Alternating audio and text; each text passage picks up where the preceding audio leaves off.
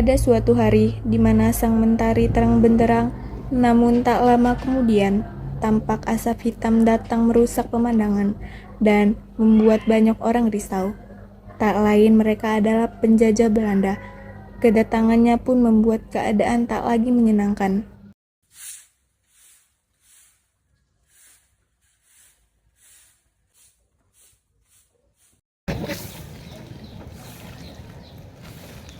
Uni Darmi, saya dengar Belanda kesini ya? Iya benar Uni, hidup kita sudah tak aman. Bagaimana nasib kita selanjutnya? Saya pun pikir begitu.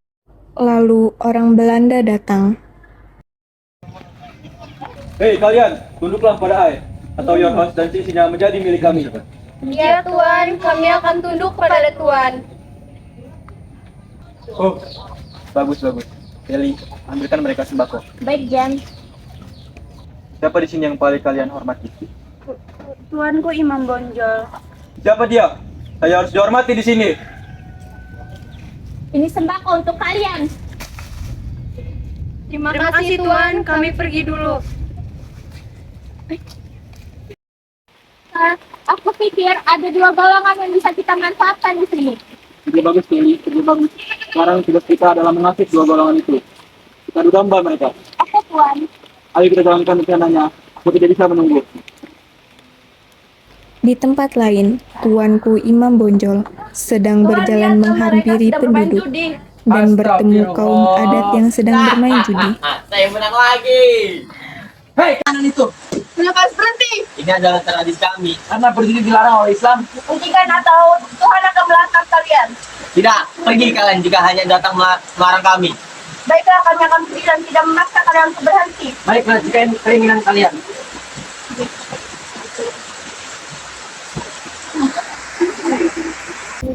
James sedang berjalan-jalan dan bertemu dengan Sunik dan Darmi. Halo Pak Padri, Ya Tuan, ada yang bisa kami bantu? saya sudah kemari hanya untuk mengatakan sesuatu tentang kaum adat. Ada apa dengan kaum adat sehingga Tuan singgah kemari? Apakah kalian tidak berpikir bahwa kaum kalian lebih sedikit daripada kaum adat? Mereka akan melakukan apa saja agar kaum kalian bisa buruk. Benarkah itu Tuan? Kalian tidak percaya, ini saja uangnya. Terima kasih, kami percaya pada Tuan. Sudah, saya pergi dulu. Good afternoon. Di tempat lain, Kelly sedang menghasut kaum adat. Setelah mendengar hati kaum tersebut berapi-api karena perkataan orang Belanda tersebut, dan karena terhasut Sunik dan kaum adat bertemu. Apa maksud kalian untuk menghancurkan nama baik kaum kami? Bukannya kalian yang menyebarkan hal buruk kepada kaum adat yang tidak baik kepada warga sekitar? Apakah ini? Kalian telah menghina kaum kami. Saya akan melaporkan kalian kepada Tuanku Imam Bonjol jika kalian telah menghancurkan nama baik kaum kami. Baiklah, jika itu yang kamu adukan ke Imam Bonjol, saya akan mengadukan kamu kepada pemimpin kami. Pada saat itulah kaum Padri dan kaum adat sudah saling membenci hingga menjadi perang karena telah terhasut oleh orang Belanda tersebut. Dalam perang ini kaum Padri mengalami kemenangan di mana-mana hanya untuk menyadarkan kaum adat bahwa yang mereka lakukan itu adalah salah.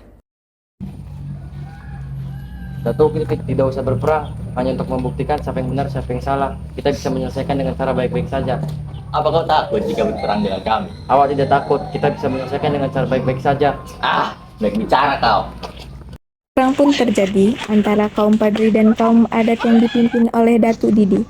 Setelah perang, Datuk Didi meminta bantuan kepada Belanda.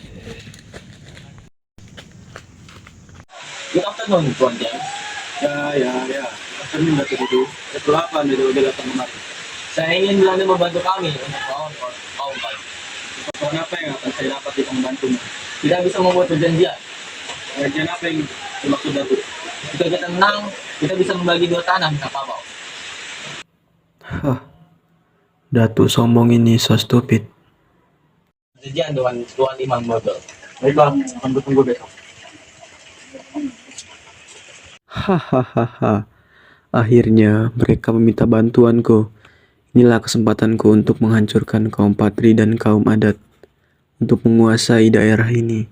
Hahaha. Esokan harinya, Datuk, apa ini? Mengapa kamu mengajak orang Belanda ke sini? Aku pikir ini pembicaraan untuk menyelesaikan masalah. Bicara seperti itu. Apa kamu tidak tahu betapa liciknya orang Belanda ingin menguasai daerah ini? Kau iri kan dengan keberhasilan awak bisa bersatu dengan Belanda?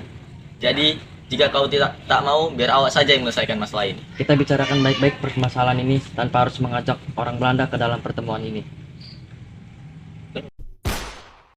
Cukup, bukannya kalian ingin bersatu?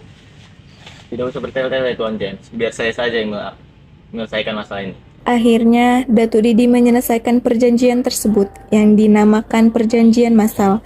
Dengan sombongnya, Datuk Didi mengatakan bahwa dia berhasil ke depannya.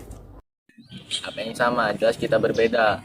Kau dengan segala cerita omong kosongmu, dan awak dengan ajaran nenek moyang awak. Tapi kita jika bersatu jangan ada perbedaan. Terserah kau, Imam Bonjol. Terpenting, awak sudah menyetujui perjanjian ini. Dan batas kaum adat sudah ditentukan. Saya harap ini yang terbaik untuk kaum adat. Tapi, siapa menyangka Belanda menginginkan perjanjian tersebut dengan dibuatnya benteng Favader di Batu Sangkar untuk memperkuat di Sumatera Barat. Belanda juga melakukan tindakan yang kejam dengan Minangkabau, yaitu dengan paksa kerja Datuk Didi pergi dengan melewati perbatasan bertemu dengan Imam Bonjol. Awak menyesal telah percaya kepada Belanda. Kini warga awak sering dipaksa untuk bekerja keras. Sekarang kau sudah lihat apa yang dilakukan oleh Belanda, oleh penduduk sekitar. Mereka hanya memanfaatkan kita di awal, tanpa menyadarinya. Bagaimana? Apa yang harus kita lakukan? Awak menyesal telah mengikuti perjanjian itu. Kini warga awak sering mengadu bahwa mereka dipaksa untuk bekerja untuk Belanda. Sekarang kita lihat apa yang dilakukan oleh Belanda pada kaum sekitar. Mereka hanya memanfaatkan kita di awal, tanpa menyadarinya. Apa yang harus kita lakukan? Awak percaya ketika awak melihatnya sendiri. Kini hanya kita yang bisa mengusirnya. Tapi bagaimana caranya? Mari kita usir Belanda tersebut. Siapkan pengikutmu. Baiklah. Kita bisa bertemu di peristirahatan Belanda. Setelah pertemuan itu, Tuanku Imam Bonjol dan Datuk Didi akhirnya berencana untuk penyerangan kepada Belanda. Dalam peperangan ini Belanda mengalami kesulitan menghadapi kedua golongan tersebut. Semua sudah berkumpul. Sudah. Serang! Serang!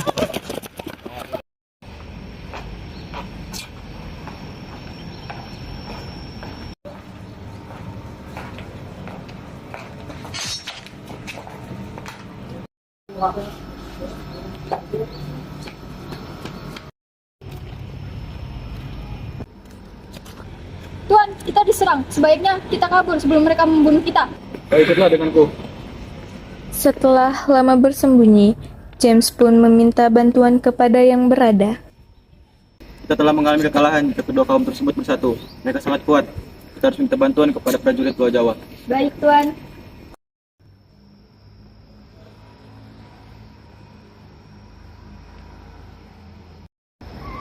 Lapor, saya dikirim dari Tuan James untuk meminta bantuan karena pasukan telah gugur saat melawan rakyat sungai. Baik, kau kembalilah. Malam ini kami akan pergi ke Pulau Sumatera dengan membawa pasukan yang akan ikut denganmu. Tuan. Sesampainya di Pulau Sumatera, Tuan, saya sudah membawa pasukan bantuan dari Pulau Jawa. Bagus, besok kita akan serang kedua kaum tersebut tanpa ampun. Baik, Tuan. keesokan harinya perang pun terjadi kembali.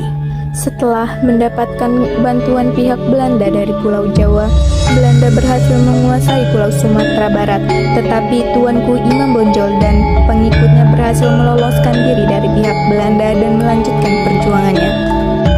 Pada bulan Oktober 1837, Tuanku Imam Bonjol diundang Maluku untuk berunding.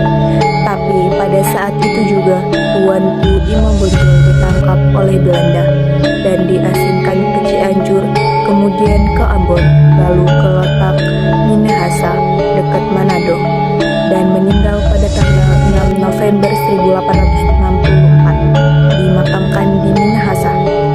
Dan Pulau Sumatera Barat, Minangkabau menjadi milik Belanda.